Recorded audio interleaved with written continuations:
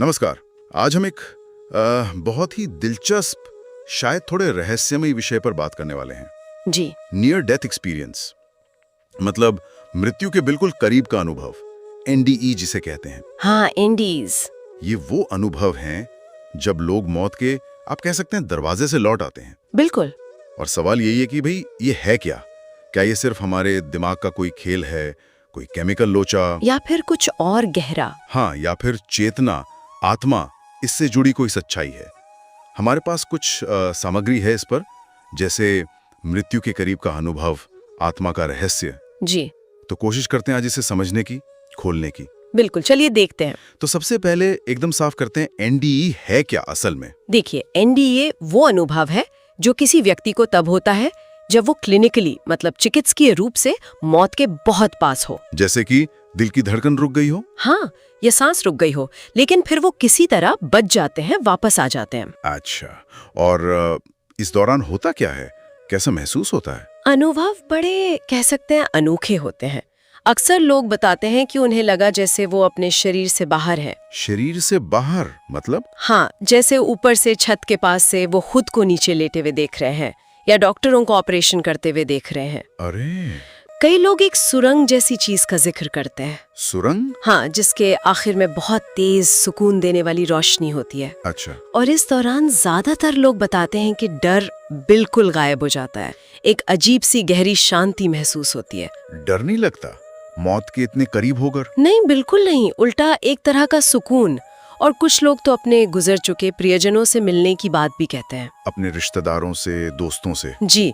और दिलचस्प बात यह है कि ये जो अनुभव है, शरीर से बाहर निकलना, सुरंग, रोशनी, शांति, ये दुनिया भर में अलग अलग कल्चर में काफी हद तक एक जैसे बताए जाते हैं। हाँ, ये बात मैंने भी पढ़ी है।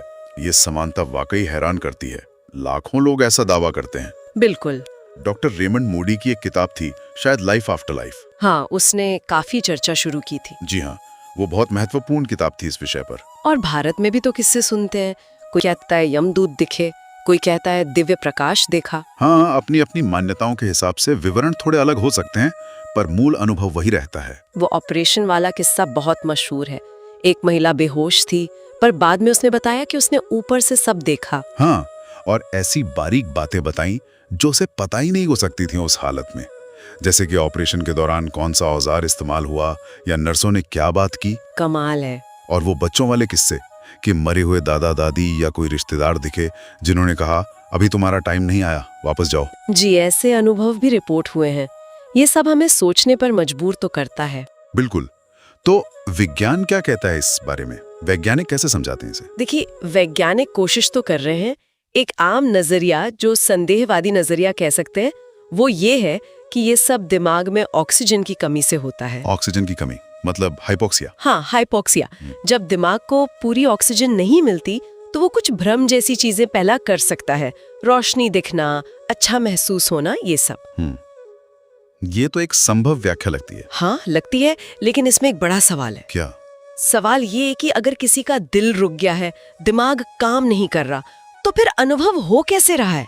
चेतना कहाँ से आ रही है? हाँ, ये तो बड़ा पेच है। अगर ब्रेन एक्टिविटी ही नहीं है तो ये सब कौन देख रहा है, कौन महसूस कर रहा है? बिल्कुल। इसीलिए कुछ न्यूरो साइंटिस्ट और डॉक्टर सैम पर्निया जैसे शोधकर्ता हैं जो बाकायदा क्लिनिकली डेड मरीजों पर स्टडी कर रहे हैं। अच्छा। हाँ, वो मानते हैं कि शायद ये मामला सिर्फ ऑक्सीजन की कमी या दिमागी भ्रम से ज्यादा पेचीदा है। तो वो क्या मानते हैं? वो इस संभावना को खुला रखते हैं कि चेतना शायद दिमाग के बंद होने पर भी कुछ देर तक सक्रिय रह सकती है, या शायद वो पूरी तरह दिमाग पर निर्भर ही ना हो। चेतना दिमाग पर निर्भर ना हो, ये तो बहुत बड़ी बात है। जी, और यहीं से चेतना की प्रकृति पर ही एक मौलिक सवाल खड़ा होता है। और यही शायद वो क्वांटम फिजिक्स वाला एंगल भी आता है। हाँ, कुछ लोग उसे भी जोड़कर देखते हैं। फिजिक्स का एक नियम है ऊर्जा का संरक्षण, कि ऊर्जा नष्ट नहीं होती, बस रूप बदलती है। बिल्कुल। तो एक विचार ये है कि क्या हमारी चेतना भी एक तरह की ऊर्जा है जो शरीर के खत्म होने पर नष्ट नहीं होती, बल्कि किसी और रूप में ढल जाती है। ये तो बहुत दिलचस्प सोच है। हाँ, और सर रॉजर पेनरोज जैसे बड़े भौतिक विज्ञानी का सिद्धांत तो और भी आगे जाता है। वो क्या कहते हैं? उनका मानना है कि चेतना हमारे दिमाग की बहुत ही छोटी नलिकाओं, माइक्रोट्यूब्यूल्स में क्वांटम लेवल पर मौजूद है। क्वांटम लेवल पर?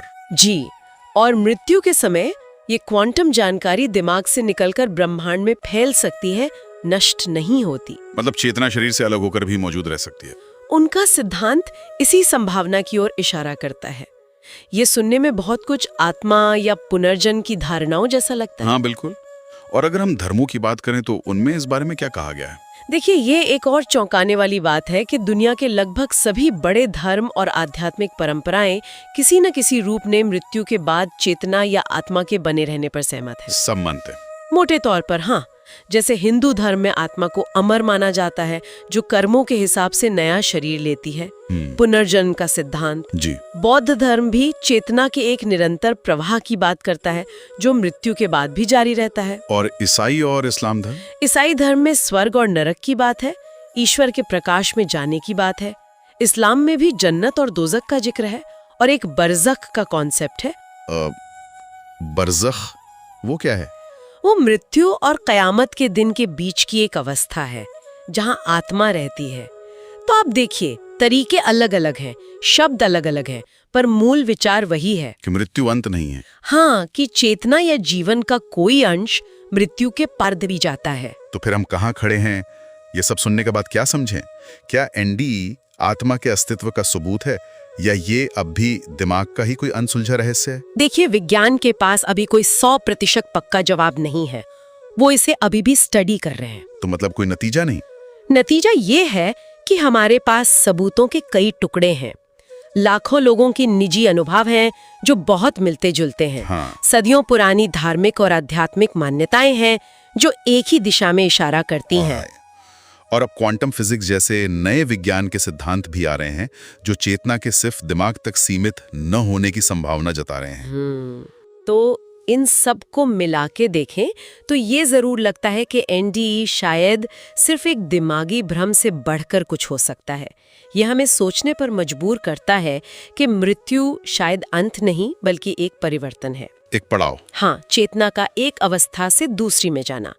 हो सकता है हमारी असलियत, हमारी चेतना इस शरीर से कहीं ज्यादा बड़ी और स्थायी हो। तो अंत में एक विचार छोड़ जाते हैं सबके लिए सोचने को। जी। अगर ये मान लें एक पल के लिए कि हमारी चेतना मृत्यु के बाद भी बनी रहती है किसी न किसी रूप में, तो इसका हमारे इस जीवन के लिए, हमारी अभी की चेतना के लिए क्या मतलब है? इसका मूल्य और इसकी क्षमता कितनी ज्यादा हो सकती है?